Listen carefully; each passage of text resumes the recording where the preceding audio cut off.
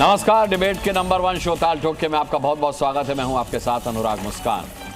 पहलगाम हमले के बाद भारत की जवाबी कार्रवाई के डर से पाकिस्तानी हुक्मरान जो हैं और वहां के मौलानाओं की हालत दोनों ही बेहद खराब हालत है। कश्मीर में आतंकी हमले के बाद पहले शहबाज सरकार में रक्षा मंत्री ख्वाजा आसिफ ने कहा कि पाकिस्तान 30 साल से आतंकवादियों को फंडिंग कर रहा है। इसी कबूलनामे पर पाकिस्तान पीपल्स पार्टी के नेता बिलावल भुट्टो जरदारी ने मुहर लगा दी।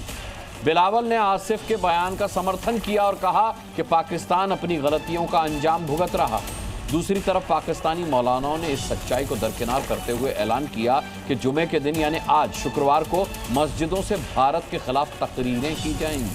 पाकिस्तानी मस्जिदों से ऐलान किया जाएगा कि अवाम मुनीर की आर्मी के साथ खुलकर आए और हिंदुस्तान के खिलाफ खड़ा हो जाए। इस बीच पीओके में 1000 से ज्यादा मदरसों पर तालाबंदी कर दी गई है। सभी मदरसों को अगले 10 दिनों के लिए बंद कर दिया गया क्योंकि शहबाज सरकार को आतंकी ठिकानों पर भारत की सर्जिकल स्ट्राइक का डर सता रहा है। ऐसे में सवाल है कि जब पाकिस्तानी हुक्मरान खुलकर आतंक को पनाह देने की बात कबूल कर रहे हैं तो फिर मौलानाओं को भारत के खिलाफ जहर उगलने की वजह क्या है?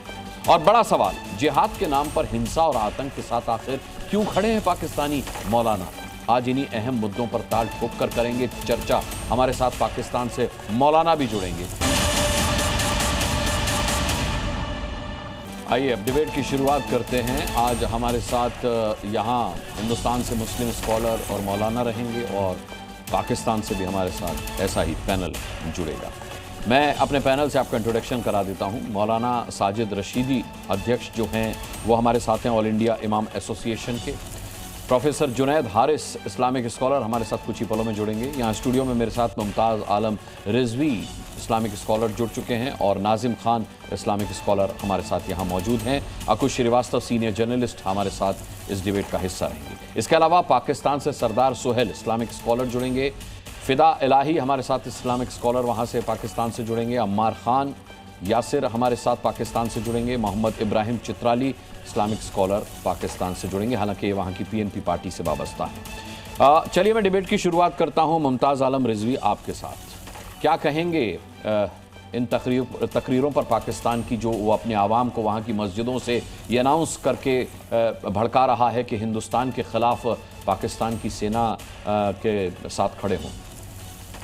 देखिए मुस्कान भाई, पाकिस्तान को मालूम है कि उसकी हैसियत क्या है। पाकिस्तान पहले अपने गिरबान में झांके और बताए कि आखिर वहाँ हुकूमत किसकी है। हाँ। किसकी हुकूमत है? आतंकवादियों की हुकूमत है कि वहाँ फौजियों की हुकूमत है कि वहाँ अमेरिका की हुकूमत है कि चीन की हुकूमत है? हुकूमत किसकी है वो पहले ये देखें। फिर जहाँ डेमोक्रेसी नाम की चीज़ नहीं है, जहाँ आपस में हर रोज़ कत्ल गारतगरी हो रही, कहाँ यहाँ बम वहाँ बम, वो खुद मर रहे हैं। एक तरफ भूखों मर रहे हैं और दूसरी तरफ आतंकवादियों के हाथों मर रहे हैं। इसके बावजूद उनको सबक नहीं मिल पा रहा है, इसके बावजूद जो है वो कुछ सीख नहीं पा रहे हैं। अब वो भारत से और कई बार वो टकरा चुके हैं और उनको अंजाम पता है। लेकिन इस बार मैं आपको बता रहा हूं, इस बार जैसा कि वहां से अभी मैं सुन रहा था कि कुछ आतंकवादी जो है कह रहे थे कि आ करके यहाँ की मस्जिद में नमाज पढ़ेंगे। सिर्फ अगर यहाँ के शाही इमाम सैयद अहमद बुखारी आवाज दे दें तो हम जैसे लोग लाहौर में जाकर के चाय पिएंगे, कोई बचेगा नहीं, ये समझ लीजिए। और ये हो चुका है। लाहौर में मुस्कान भाई चाय पी चुके हैं और ये बात करते हैं। इनके जितना कुल बजट है इनके देश का, उतना खाली हमारा डिफेंस का बजट है। ये जानते नहीं है क्या कि दुनिया की मुस्कान भाई, दुनिया की जो फौजी ताकत है उसमें दूसरे नंबर पे हम हैं। तीसरी चौथी सबसे बड़ी इकोनॉमी आज हिंदुस्तान है। और ये बात करते हैं जो कटोरा लिए कहीं चीन की तरफ देख रहे हैं, कहीं अमेरिका की तरफ देख रहे हैं, कहीं सऊदी अरबिया की तरफ देख रहे हैं और लड़ेंगे हिंदुस्तान से, लड़ेंगे हिंदुस्तान से। दरअसल पाकिस्तान सोचता ये है कि अगर हम हिंदुस्तान को आंख दिखाएंगे, हिंदुस्तान को बुरा भला कहेंगे, हिंदुस्तान के खिलाफ कुछ करेंगे तो हमें मदद मिलेगी। दरअसल ये चंदाखोरी पाकिस्तान कर रहा है, चंदाखोरी कर रहा है। मैं बता रहा हूं, मदद नहीं, भीख कहिए, भीख। हाँ हाँ वही चंदा भीख, वही कि हम हिंदुस्तान को कहेंगे तो ये देखिए इतने बड़े हिंदुस्तान को मैंने आंख दिखा दी तो पैसा मिल जाएगा। ये हरकत पाकिस्तान को बंद करनी चाहिए, वरना बहुत बुरी सजा भी इसको मिलने वाली है। पाकिस्तान के मेहमान का रुख करते हैं। फिदाई इलाही हमारे साथ जुड़ गए हैं। फिदाई इलाही, भाई हिंदुस्तान को आंखें बाद में दिखाइएगा, पहले ये बताइए कि अटारी बॉर्डर क्यों बंद कर दिया? आपके पाकिस्तानी भाई जो है वाघा बॉर्डर पर फंसे हुए हैं, आप हिंदुस्तान से बदला लेने की बात करते हैं और जुल्म सितम खुद अपने पाकिस्तानियों पर कर रहे हैं, अपनी आवाम पर कर रहे हैं। जो आपके पाकिस्तान के पासपोर्ट होल्डर हैं उनको तो अंदर ले लीजिए।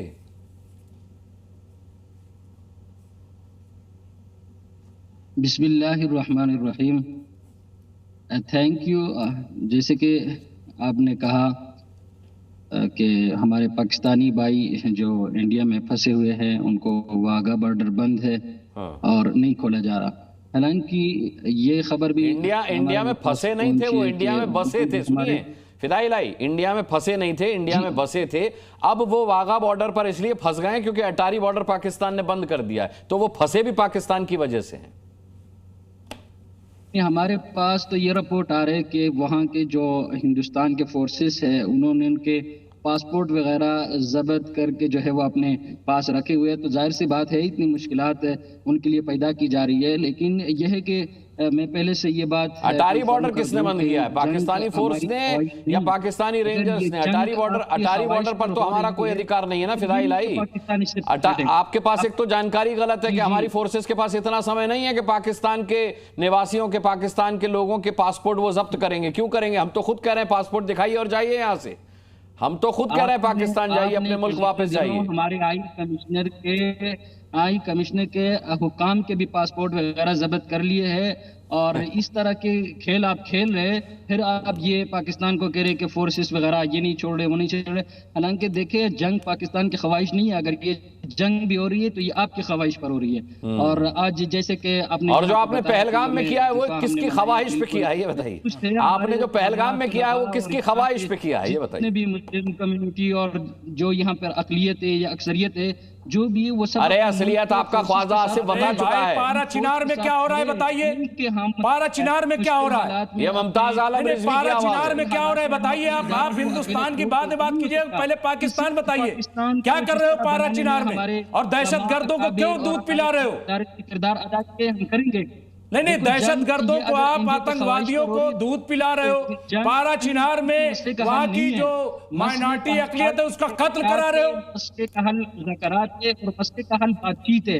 टेप रिकॉर्डर ऑन हो गया, उसमें स्टॉप का बटन नहीं है। नहीं, स्टॉप का बटन क्या होगा? इनको पता, इनको रटा के भेज दिया गया होगा कि बस इतना बोलना है, इतना बोलना, इससे ज्यादा नहीं बोलना। चेहरा अफगानिस्तान हो सकता है टेली प्रॉम्प्टर भी रखे हो कि बस इससे ज्यादा न बोलना, वरना हुक्का पानी बंद हो जाएगा पाकिस्तान में। अगर भाई ऐसे बोलना हो तो मत आया करो, सही बात किया करो। और इन्होंने अफगानियों का हम कह रहे सही बात करो। पारा चिनार बताओ, पारा चिनार बताओ। और जो पाकिस्तान के अंदर आए दिन आतंकवादी हमले होते हैं उसका जवाब कौन देगा? अफगानिस्तान से निकला और हमारी फिर वही बोलते जा रहे हो भाई, जवाब तो दे दो। पाकिस्तान के अंदर क्या हो रहा है? अगर इंडिया की ख्वाहिश है तो पाकिस्तान में दहशतगर्द किस तरह से काबिज है, जवाब तो दे दो। बहरे हो गए फिदाई इलाही, बहरे हो गए फिदाई इलाही, बहरे हो गए भाई। और आतंकवादियों को क्यों दूध पिलाया जा रहा है?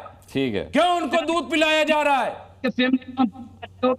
ठीक है, इनकी आवाज डाउन कीजिए। इतना थोड़े भाषण सुनना है, इतना थोड़े भाषण सुनना है आतंकवादियों को इतना भाषण नहीं सुनना है। नाजिम खान, चलिए इनका फेडर डाउन कीजिए, चुप नहीं होंगे वरना। नाजिम खान पाकिस्तान की, अरे भाई चुप हो जाइए, इनकी आवाज बंद कीजिए भाई। नाजिम खान क्या कहेंगे फिदाई इलाही की बात सुन के?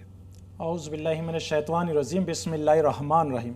ये फिदाई इलाही की कोई हैसियत नहीं है हम भारतीय मुसलमानों के सामने बात करने की। अभी आपने देखा कितनी बातें मुमताज़ भाई ने भी पूछी, कोई जवाब नहीं दे पा रहे, रटी रटाई तोते जैसी बातें कर रहे थे। अरे भाई सुन लीजिए, जिस तरीके से पहलगाम के अंदर आपने कायरता दिखाई है, भाई हम आपके घर में घुस के आपको उसी तरीके से मारेंगे। हमारे तो आपने 26 को करा, हम आपके यहाँ पर 28,000 के शहीद करने, हम जो 28,000 लोगों को आपके यहाँ पे मारने के लिए आएंगे, अपने भारतीय भाइयों का बदला लेने। लेने के लिए। और दूसरी बात, अभी हमने बात करी थी कि लाहौर की, देखिए लाहौर तो हम, अरे सुन लीजिए, तुम लोगों की कोई औकात नहीं है हम लोगों से उलझने की। ये तो हम लोगों को अभी सहारा नहीं मिला है, वरना तो नक्शे से गायब कर देंगे आप लोगों को। अरे हम लोग आपको नक्शे से गायब कर देंगे, पूरी दुनिया में आपका नक्शा नहीं मिल पाएगा। लेकिन जिस तरीके की कायरता आप लोगों ने दिखाई है, उस कायरता पे आप लोगों को शर्मिंदा होना चाहिए। और आप हम लोगों को आगे दिखा रहे भाई, आंख तो वो लोग दिखाते हैं जिनके आंखों की शर्म आया खत्म हो जाते हैं। भाई यहाँ तो बब्बर शेर के राज में है भाई, हम भारतीय मुस्लिम है, बब्बर शेर के राज में। आपकी ये गीदड़ भक्ति आके हम लोगों पर कोई असर नहीं करेगी, चुन चुन के मारेंगे, घर में घुस घुस के मारेंगे। भारत के मुसलमान आपको छोड़ेंगे नहीं, जिस तरीके से कायरता आप लोग फैला रहे। और एक बात और सुन लीजिए, आप लोग जिस तरीके से आतंकवादियों को जिस तरीके से पाल रहे पोस रहे हैं, आप पाकिस्तान को बर्बाद कर रहे हैं और पाकिस्तान को बर्बाद कर रहे हैं। और हमारे भारत के जो जिस तरीके से तुमने भारत के अंदर घुसकर इस तरीके से कायरा हरकत करी है, लेकिन हम पूरी दुनिया को दिखाएंगे कि जिस तरीके से सर्जिकल स्ट्राइक करा था उससे भयंकर रूप आप लोगों को दिखाएंगे। क्योंकि हम लोगों के साथ जो आपने कायरता वाली घटना करी है वो बड़ी शर्मनाक है। अरे चुप करिए, अपने बोलते बंद करिए, क्या आप लोगों की औकात है? अरे हम मुसलमानों के सामने खड़े होने की आपकी हैसियत नहीं है, लेकिन आप लोग इस तरीके के कायरता नपुंसकता दिखाते हैं, ये बंद कर दीजिए। अगर आप लोगों को अगर इस दुनिया के अंदर रहना तो ये आतंकवाद खत्म कर दीजिए, वरना भारत आपका नक्शा मिटा देगा, खत्म कर देगा आप लोगों के भारत से ये नक्शा। मोहम्मद इब्राहिम चित्राली पाकिस्तान से हमारे साथ है। मोहम्मद इब्राहिम चित्राली, अच्छा अभी चित्राली साहब नहीं, अम्मार खान यासिर हैं, अमार खान यासिर हमारे साथ जुड़े हुए हैं। अच्छा जी अमार खान यासिर साहब, देखिए ये मुमताज आलम रिजवी और नाजिम खान, ये वो हिंदुस्तानी मुसलमान हैं जिनके नाम ले लेकर आप यहां पर आतंक फैलाते हैं कि हिंदुस्तान का मुसलमान जो है जुल्म सितम का शिकार है। ये हैं वो मुसलमान हिंदुस्तान के जिनको आप जुल्म सितम का शिकार मानते हैं। अगर आप हिंदुस्तान आ गए खुदा ना खास्ता तो आपका काम तमाम तो हमारे ये दो भाई कर देंगे। बहुत शुक्रिया आपका मुमताज आलम रिजवी साहब और नाजिम साहब की, मैंने सारी गुफ्तगू सुनी है। देखिए मैं ये समझ रहा था कि जी न्यूज़ भारत का एक बहुत बड़ा टीवी चैनल है, 40 मिलियन सब्सक्राइबर उसके सिर्फ यूट्यूब पे है और मेन स्ट्रीम का चैनल है, तो वहाँ पे एक हेल्थी डिबेट सुनने को मिलेगी, आर्गुमेंट्स मुनासिब तरीके से रखने का मौका मिलेगा दोनों तरफ के लोगों को। लेकिन जिस तरह से रिजवी साहब ने गुफ्तगू को शुरू किया और जिस तरफ लेके चले गए, शक्ल से खासे पढ़े लिखे लगते हैं, मुझे लगा था कि संजीदगी आपसे ज्यादा पढ़े लिखे नहीं, इसीलिए तो पारा चिनार पे सवाल किया कि बताइए पारा चिनार में क्या हो रहा है। जवाब पारा चिनार का भी दे देता हूं मैं। पारा चिनार और आतंकवादी को दूध क्यों पिलाया जा रहा है आतंकवादियों को, वहां बताइए। और ये मुमताज आलम रिजवी नहीं करे, ख्वाजा आसिफ कह रहे हैं, ये बिलावल भुट्टो कह रहे हैं, आप ही के लोग कह रहे हैं। रिजवी साहब पढ़े लिखे होने की तो आप बात ना करें, मैं 10 मिनट से 12 मिनट से खामोशी के साथ बैठा आपको सुन रहा था, क्योंकि मैं पढ़ा लिखा हूं और मुझे पता है कि जब आपकी बारी आएगी उस वक्त आप बोलेंगे तो ये पढ़े लिखे होने की निशानी होती है। तो मेरी बारी है बोलने की, तो आप सुन लीजिए। पढ़े लिखे की निशानी ये भी होती है कि गलत बात न सुनी जाए। खामोशी के साथ सुनता, हमें मालूम है मेरी बारी है, मेरी साहिब इल्म कौन होता है। आपकी बारी आएगी, आपकी बारी आएगी तो आप यहाँ दर्श न दीजिए ना कि पढ़ा लिखा और कब बोलता है कब नहीं बोलता। गलत बात सुन लीजिए, गलत बात सुनने के लिए तो आए नहीं यहाँ पे। आपकी बारी जब थी तो हम भी आपका भाषण सुनने के लिए नहीं आए हैं। हम आपकी बारी थी, हमने सुना चुप करके, हमारी बारी अब आप आप बात कहिए ना। बातें करने का आपको बहुत शौक है, सुनने का हौसला भी पैदा कीजिए। क्या आप कर रहे हो, आप बात तो करने वाले, आपकी मजबूरियों को हम समझ सकते हैं, आपको अपनी लॉयल्टी साबित करने के लिए इस तरह की बातें लॉयल है, साबित नहीं करनी है हमें, साबित यहाँ के मुसलमानों को अपनी लॉयल्टी साबित नहीं करनी पड़ती है, आपको साबित करनी पड़ती है वहां पे अपनी लॉयल्टी, वरना हिंदू आपको कुछ समझते नहीं है, आपको घुसपैठिए समझते हैं। और ये बात मैं नहीं कह रहा। चलिए आतंकवाद मुर्दाबाद कहिए, आप नरेंद्र कहिए आतंकवाद मुर्दाबाद, हाफिज सईद मुर्दाबाद कहिए, कहिए वहां पे जो आतंकवाद फैला रहे कहिए। अब हवा निकल जाएगी, अम्मार खान यासिर की हवा निकल जाएगी। कहिए आतंकवाद मुर्दाबाद, कहिए वहां पे बात करने आतंकवाद मुर्दाबाद किले बैठाए, हाफिज सईद मुर्दाबाद कहिए, हाफिज सईद मुर्दाबाद कहिए। किसने कहा आतंकवाद जिंदाबाद, किसने कहा दहशतगर्दी जिंदाबाद, दहशतगर्दी मुर्दाबाद कहिए ना। हमारे इस्लाम में माशाल्लाह आप भी मुसलमान हैं, हमारे इस्लाम में कुरान के अंदर ये है, हमारे रसूलुल्लाह की तालीमात ये है। आप कॉल डिस्कनेक्ट करके यासिर साहब कॉल डिस्कनेक्ट करें पहले आप। हाँ अब बोलिए जी। अब बोलिए। हमारे इस्लाम के अंदर ये कहा जाता है कि एक इंसान का कत्ल पूरी इंसानियत का कत्ल है। मसला सारा यहाँ पे शुरू होता है। मैं गुजारिश करूंगा, सुन लीजिएगा। बोले दीजिए। अच्छा बोले दीजिए नाजिम भाई। पाकिस्तान में 2014 के अंदर एपीएस अटैक होता है, हमारे 150 बच्चे शहीद हो जाते हैं पेशावर के अंदर। पाकिस्तान में लाहौर में इकबाल पार्क के अंदर हमला होता है, 150 लोग शहीद हो जाते हैं। पेशावर में मस्जिद के ऊपर अटैक होता है, 100 से ज्यादा लोग जिसमें पुलिस ऑफिसर शामिल है शहीद हो जाते हैं। बलूचिस्तान के अंदर जाफर एक्सप्रेस का हालिया हमला हो या उससे पीछे पूरी एक तवील दास्तान हो जिसमें 90,000 पाकिस्तानियों ने अपनी जानों की कुर्बानियां दी हैं। हमने इन सारी चीजों में जहां पे आपके वो पकड़े गए लोग बलूचिस्तान के अंदर से कौन पकड़ा गया यासिर, कौन पकड़ा गया, क्या सबूत है इन हमलों में, इन पाकिस्तानी हमलों में भारत के हाथ होने के क्या सबूत हैं? ये हवाबाजी नहीं, अम्मार खान यासिर हवाबाजी बात नहीं कर रहे हैं आप झूठा इल्जाम लगा रहे हैं। आपको बात करने से मैंने नहीं रोका, आप झूठा इल्जाम लगा रहे हैं। मासूम बच्चों की जान वो आतंकी लेते हैं जिन्हें पाकिस्तान तैयार करता है। यहाँ मासूम बच्चों की जान देने का कोई कॉन्सेप्ट नहीं है। नेवी का ऑफिसर है हाजिर सर्वस और पाकिस्तान के अंदर दहशतगर्दी की वारदातों के अंदर उनको, अरे 30 साल से पाकिस्तान को कौन पाल रहा है? अपने रक्षा मंत्री से पूछो ना जाकर, स्काई न्यूज को इंटरव्यू दिया उसने। पहलगाम के अंदर हमला होता है, पुलवामा के अंदर हमला होता है, उससे पहले पठानकोट के अंदर हमला होता है, पाकिस्तान ने बताइए आप। भारत बगैर चला रहे हैं, पाकिस्तान पे इल्जाम लगा देता है। फौजी चला रहे हैं, वहां पे किसकी हुकूमत है आज? कि अमेरिका चीन किसकी हुकूमत है पाकिस्तान में? हुकूमत आप बता देखिए, अर्थव्यवस्था तो गधे चला रहे हैं। शहबाज शरीफ है, आप बताइए पाकिस्तान के अंदर अम्मार खान यासिर, अरे बड़ा सीधा सा सवाल है। अम्मार खान यासिर साहब सुनिए, अरे सुनिए, डेमोक्रेसी की बात आप पाकिस्तानी क्यों करते हो भाई? डेमोक्रेसी की स्पेलिंग नहीं आती आपको डेमोक्रेसी की स्पेलिंग नहीं आती, आप डेमोक्रेसी की बात क्यों करते हो? देखो यासिर खान, सुनिए, अम्मार खान यासिर, आपके देश की अर्थव्यवस्था तो गधे चला रहे हैं, मतलब गधे बेचकर चलती है। हुकूमत कौन चला रहा है? बड़ा सीधा सा सवाल है मुमताज आलम। हुकूमत जो भी चला रहा हो इस वक्त, अरे देखो आपको खुद ही नहीं पता हुकूमत कौन चला रहा है। जो भी चला रहा करे, नींदें उड़ चुकी हैं 20 करोड़ पाकिस्तानियों। हाँ, नींदें उड़ी हैं आपकी, तभी 2 बजे रात को प्रेस कॉन्फ्रेंस करते हैं आपकी इंफॉर्मेशन मिनिस्टर। अरे सुनो ना यार, बोलने से मतलब रखते हो। बात सुनो, नींदें हिंदू, अरे बात सुनो यासिर भाई, बात सुनो। नींदें हिंदुस्तानियों की नहीं उड़ी है, नींदें पाकिस्तानियों की उड़ी हैं। तभी तो इंफॉर्मेशन मिनिस्टर रात को 2 बजे प्रेस कॉन्फ्रेंस करते हैं वहां पे, तभी तो रात को 2 बजे प्रेस कॉन्फ्रेंस करते हैं अपने देश में। लेकिन ये भी बताइए कि उस प्रेस कॉन्फ्रेंस से चंद मिनट पहले जो आपके राफेल तैयारे उड़े थे और बदले में पाकिस्तान की तरफ से तैयारे गए, तो वो 3 मिनट के अंदर वापस क्यों अपने घरों बताइएगा? कोई हमला करने के लिए हिंदुस्तान से पाकिस्तान का, फिर देख लेते अपनी तरफ उनको भी हमारे कैप्टन सोहेल। एक भी वार बर्दाश्त कर पाओगे? ईमानदारी से बताना, दिल पे हाथ रख के। अभी अरे इससे पहले कर कहाँ पाए हो? 3 जगह हार चुके हो। इस्लाम जो है सही बोलने ईमानदारी, दिल पे हाथ रख के बताइए। भूल गए आप? अभी 4-5 साल पहले की बात है, 2019 में बहुत दूर नहीं गया है। चाय पिया था 2019 में बहुत दूर नहीं गया है। पी थी। अरे सबको पता है 2019 में कौवे नहीं मारे गए थे, सबको पता है कौवे नहीं मारे गए थे एयर स्ट्राइक में, सबको पता है कितने आतंकी मारे गए थे। खैर मैं आता हूं पे रखा हो किसी पे। अनुराग जी, इंशाल्लाह आपका लाहौर में तिरंगा लहराएंगे, इंशाल्लाह लाहौर के अंदर तिरंगा लहराएंगे इंशाल्लाह। आपके अरे आप फिक्र मत कीजिए, तिरंगा लहराएंगे हम पाकिस्तान के, उतर जाएंगे, आप भी उतर जाएंगे। और आपको भी ये कहूंगा, छोड़िए उन चीजों को, हमारे साथ शामिल होइए। अरे आपका कोई मुकाबला नहीं है हम लोगों से, आपका कोई मुकाबला नहीं है। आप हम लोगों के सामने खड़े नहीं हो सकते, घुटने टेक देते हैं हम लोगों के सामने।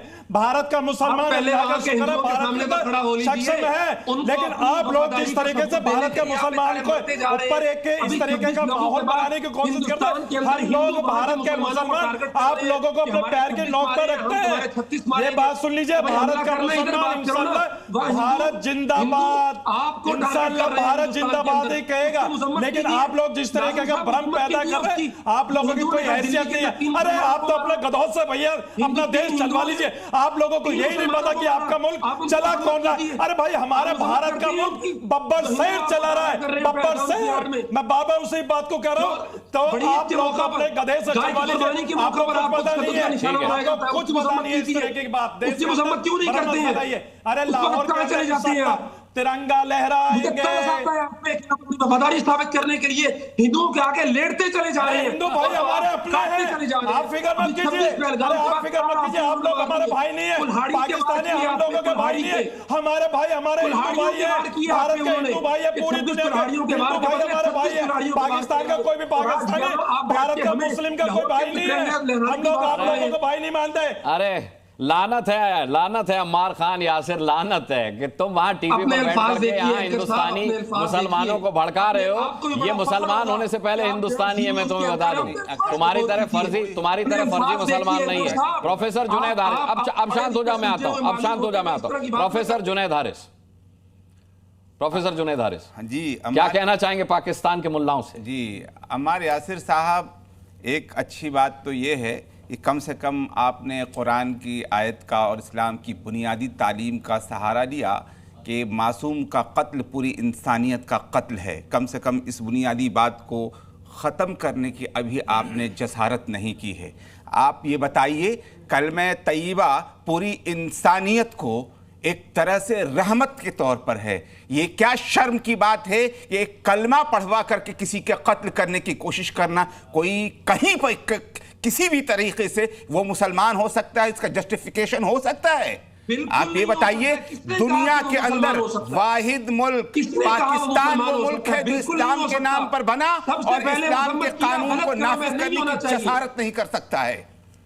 आप ये बताइए कि कौन सा है, किस तरह से आप आतंकवादी को और किस तरह से किसी मासूम के कत्ल को किसी मुल्क में जाकर के आतंकवाद को किस तरह से आप लोग जस्टिफाई कर लेते हैं? भाई आप रामा साहब ये बताइए कि आपने किन सबूतों के बलबूते पर पाकिस्तान पे, मैं कह रहा हूं ना, यहाँ पे हम मजम्मत करते हैं, किसी एक का हवाला दिया। कुरान ये कहता है, हम कुरान को मानने वाले हैं। इन मजलूम का कोई मजहब नहीं होता, कोई धर्म नहीं होता, उसके साथ खड़ा हुआ जाता है, जालिम के खिलाफ खड़ा हुआ जाता है। भाई अम्मार खान यासिर, ये बात ख्वाजा आसिफ को क्यों नहीं समझाते आप? ये बात आप ख्वाजा आसिफ को क्यों नहीं समझाते? बताइए, ख्वाजा आसिफ को क्यों नहीं समझाते, जिन्होंने कबूल किया है कि 30 साल से पाकिस्तान आतंकवाद को पाल रहा है? मैं इनसे एक सवाल कर रहा हूं, ला इलाहा कह करके कत्ल करने वालों के खिलाफ आपके यहां से कौन सा फतवा आया और उन लोगों के खिलाफ क्या कार्रवाई करने की आपने जुर्रत और जसारत की है, ये बता दीजिए। आप मुसलमान थे और मुसलमान के नाम पर इतने बड़े इस्लाम के और कलमे तय्यबा की इससे ज्यादा बेइज्जती और क्या हो सकती है? एक कौमी दस्तावेज मंदरियाम फैलाई गई थी 1000 से ज्यादा उलमा के फतवों से कि किसी को मजहब के नाम पर, मसलक के नाम पर, नफरत के नाम पर, कौमियत के नाम पर, किसी भी तफरीक के नाम पर तशद्दुद का निशाना बनाना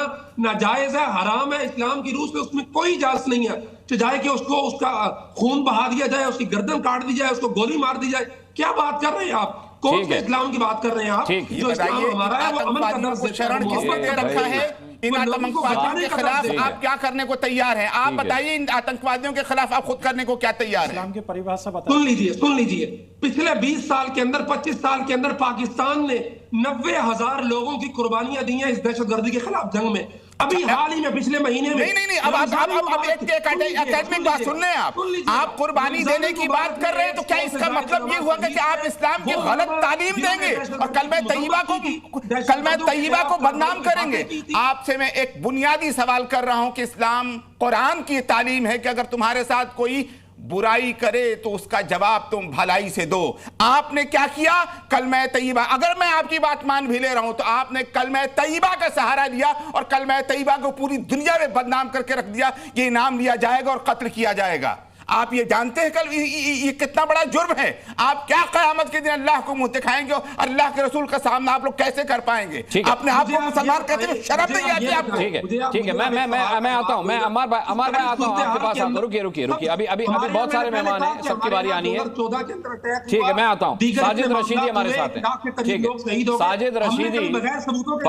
अच्छा, शांत हो जाइए, शांत। सवाल सुनने दीजिए भाई। छोटा सा पटाखा ही फूट जाए दिवाली के मौका पे, त्योहार के मौका पे, छोड़िए, दिवाली के पटाखे जो हैं आपने एयर स्ट्राइक में भी देखे हैं और सर्जिकल स्ट्राइक में भी देखे। अच्छा सुनिए, साजिद रशीदी साहब, दिक्कत क्या है पाकिस्तान की कि ये लोग पढ़ लिख करके नहीं आते हैं। इनके खुद के रक्षा मंत्री ख्वाजा आसिफ जो हैं वो स्काई न्यूज को बताते हैं कि पाकिस्तान 30 साल से आतंकवाद को पाल रहा है। पीपीपी के बुलावल भुट्टो मानते हैं कि हमने जो किया है हम वही भुगत रहे हैं, लेकिन देखिए फिर भी पाकिस्तान में आतंकवाद को डिफेंड करने के लिए मेरे डिबेट में यहां पर पाकिस्तानी मेहमान बैठे हुए हैं। देखिए, इस तरह तो मोदी ने भी कहा था कि ये मुसलमान। शांत हो जाइए, शांत हो जाइए। अरे रुकिए रुकिए, साजिद रशीदी की बारी है, अपनी बारी पे बोलिएगा। मैं आता हूं, सुनिए जी।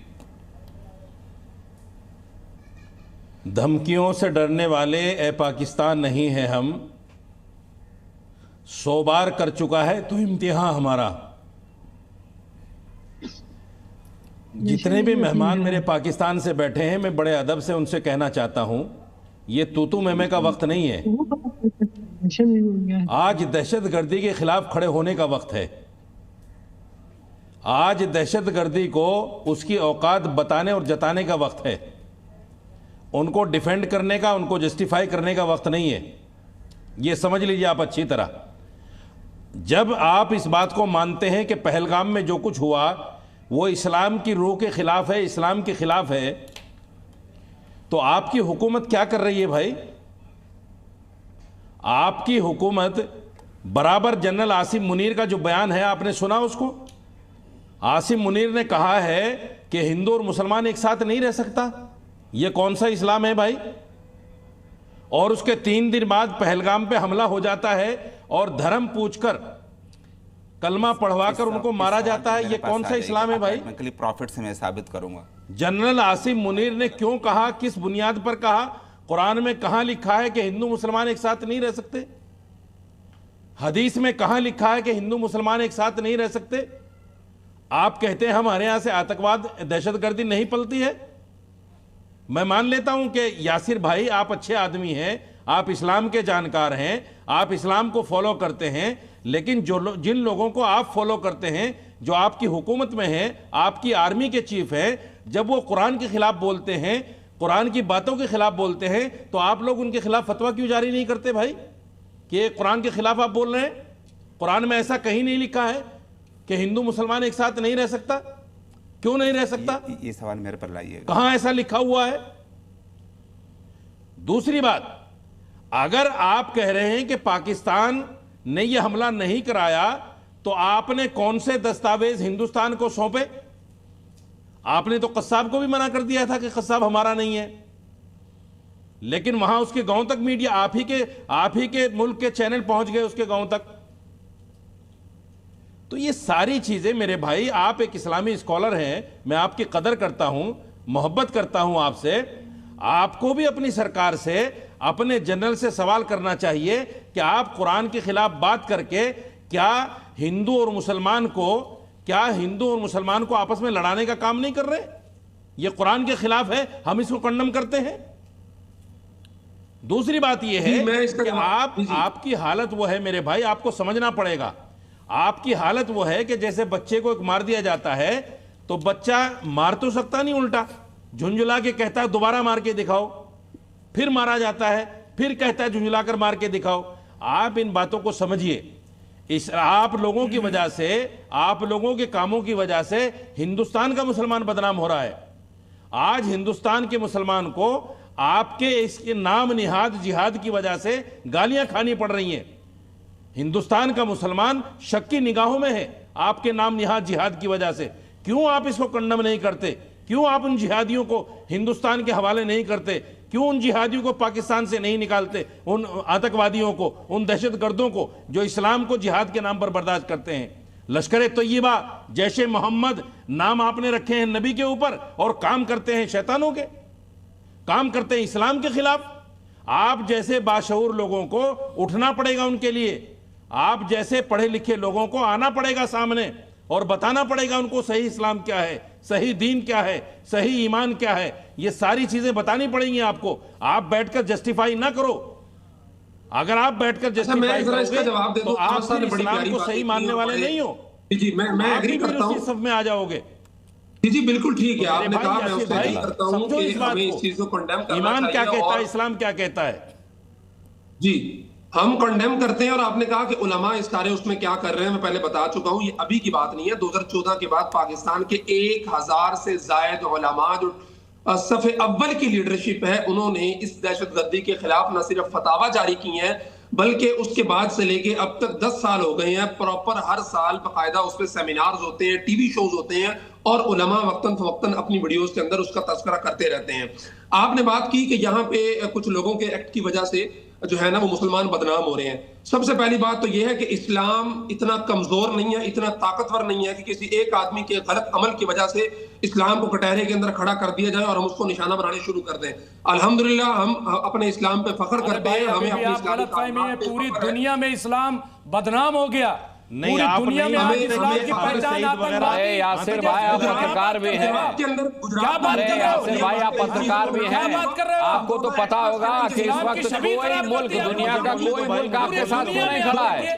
कोई मुल्क दुनिया पूरी दुनिया का कोई मुल्क आपके साथ क्यों नहीं खड़ा है? फिर आप फिर वही गुज़िश्ता बकवास की 3 जा रहे दिन हो के भाई। अंदर 4 मुसलमानों को शहीद कर दिया गया सिर्फ इस वजह से हिंदुओं ने हिंदुस्तान के अंदर कि जी मुसलमान पे कलमा पढ़ने की बुनियाद पर किया, उससे हिंदुइज्म बदनाम नहीं होता। मैं आपसे ये कह रहा हूँ, गुजारिश मेरी सुन लीजिए। ये क्या गलत सलत बोल रहे भैया?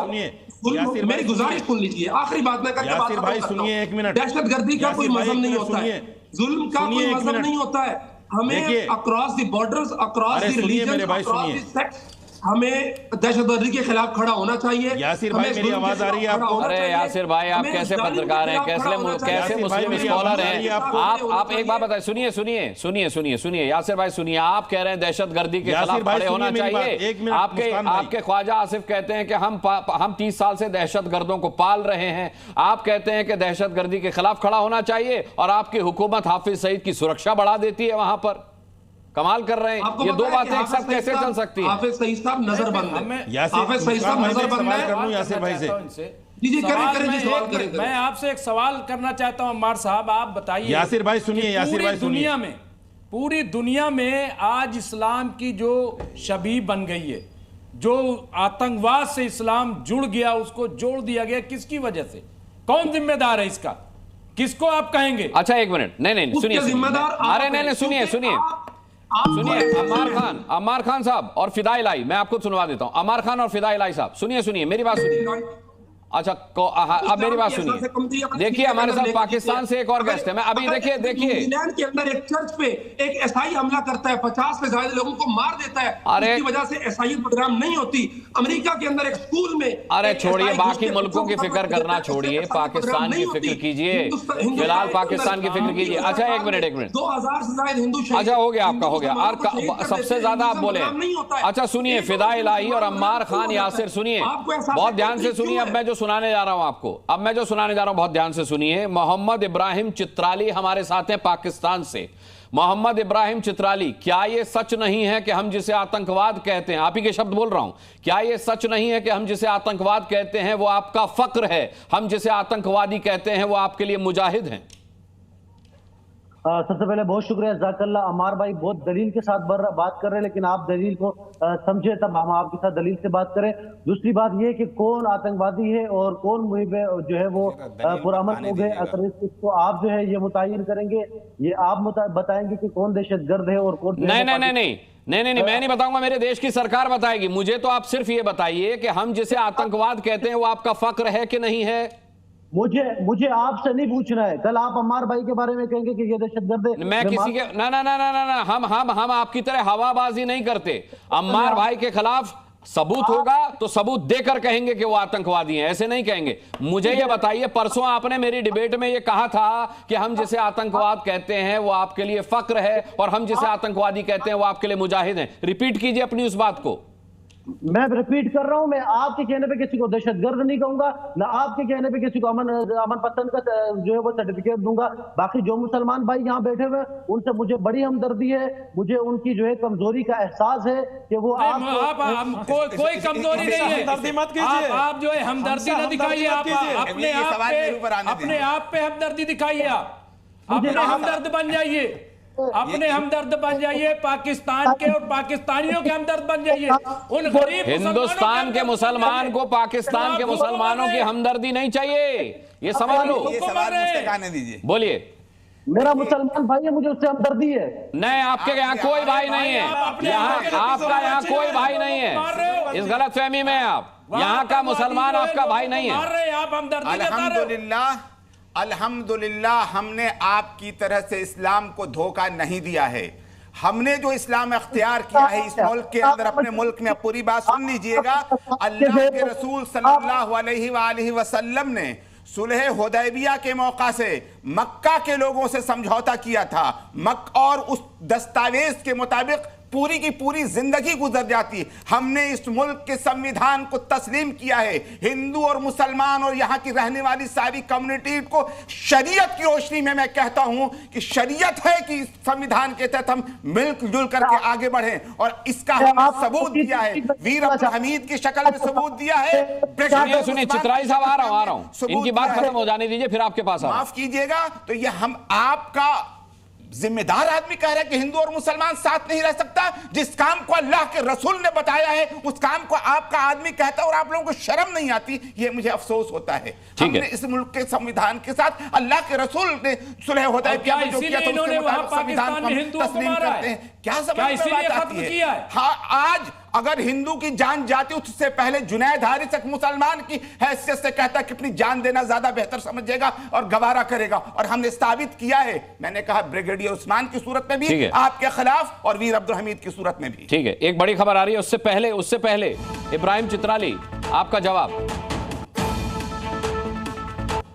जी, मैं अपने मुसलमान भाई को यहाँ पे तकलीफ में नहीं डालना चाहता हूँ। यो एक कसाई, एक ऐसे मुल्क में रहते हैं कि जिसका वजीर आजम कसाई है। ये उनका मुल्क है, ये उनका मुल्क है। भारत हमारा है, भारत के अंदर हम लोग सुरक्षित हैं। भारत के अंदर हम सुरक्षित हैं, अल्लाह का शुक्र है, हमें बड़ा फक्र महसूस होता है। आपको हम लोगों की फिक्र मत कीजिए। बात कर दे, आप खालिस्तान तहरीक वाले लोगों को यहाँ पे लाओ, मुसलमान को मेरे मुकाबले में ला के मत बिठाओ। मुसलमान मेरा भाई है, उससे मेरी हमदर्दी है। वो तुम्हारी गलत कर रहे हैं, आप इस्लाम के नाम पर कलंक हैं। आप इस्लाम के नाम पर कलंक हैं। आप मुसलमान, एक मुल्क आजाद हुआ इस्लाम के नाम पर, लेकिन इस्लाम के परखचे उड़ा रहा है। अच्छा एक मिनट, इब्राहिम चित्राली, आपकी गलतफहमी अभी दूर कर देता हूं। जुनैद हारिस, क्या इब्राहिम चित्राली आपके भाई हैं?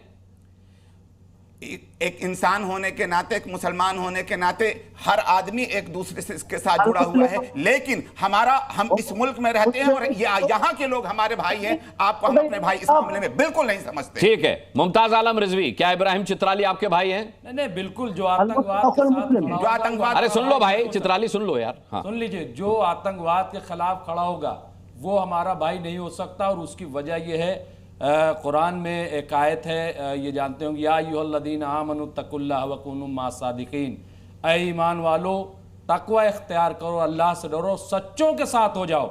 हम सच्चों के साथ रहने वाले हैं, इन झूठों के साथ, इन आतंकवादियों के साथ हम नहीं रह सकते, हमारा कोई रिश्ता नहीं। नाजिम खान आपको भाई बता रहे हैं, आपको इब्राहिम कर दिया गया, आपको देखना नहीं चाहते ऐसे लोग। आपको इब्राहिम चित्राली भाई बता रहे हैं। हाँ अनुराग जी, देखिए, दहशतगर्द हमारा कोई भाई नहीं हो सकता। अमन पसंद पूरी दुनिया के अंदर जो करने वाला वो हाजी नाजिम है पूरे दुनिया के मुसलमानों का। ठीक है, तो अब मैं बड़ी खबर देता हूं इब्राहिम चित्राली। पहली बड़ी खबर यह है कि हिंदुस्तान का मुसलमान आपका भाई नहीं है, उसकी फिक्र करना छोड़ दीजिए। यहां हमारे प्रधानमंत्री बहुत है हिंदुस्तान में रहने वालों की फिक्र करने के लिए, और हिंदुस्तान का मुसलमान पाकिस्तान के मुसलमान से ज्यादा महफूज है। जितने वहां पर मुसलमान महफूज नहीं है पाकिस्तान में, उतना हिंदुस्तान में मुसलमान महफूज है, क्योंकि यह हिंदुस्तान उसका अपना मुल्क है। एक बड़ी खबर हम आपको दे देते हैं, यह मोहम्मद अरशद मदनी का बयान है। मौलाना अरशद मदनी का एक्स पर पोस्ट है कि इस्लाम में आतंकवाद की जगह नहीं है। ये देखिए, पाकिस्तान से जो मेहमान बैठे हुए हैं इब्राहिम चित्राली, वो कहते हैं आतंकवाद हमारा फक्र है, लेकिन यहां रहने वाला मुसलमान कहता है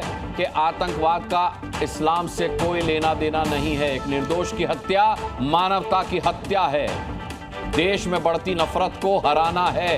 यह साफ तौर पर देखिए, लोकतंत्र की हिफाजत हमारा कर्तव्य है। अनंत विजय हमारे साथ वरिष्ठ पत्रकार जुड़े हुए हैं। अनंत विजय, बहुत फर्क है मुसलमान होने में और सच्चा मुसलमान होने में। यहां मुसलमान का मतलब है मुसलसल ईमान, और पाकिस्तान में जो मुसलमानी मौलाना बैठे हुए हैं, जो इस्लामिक स्कॉलर बैठे हुए हैं, वो आतंकवाद को अपना फक्र और आतंकवादी को मुजाहिद बता रहे हैं।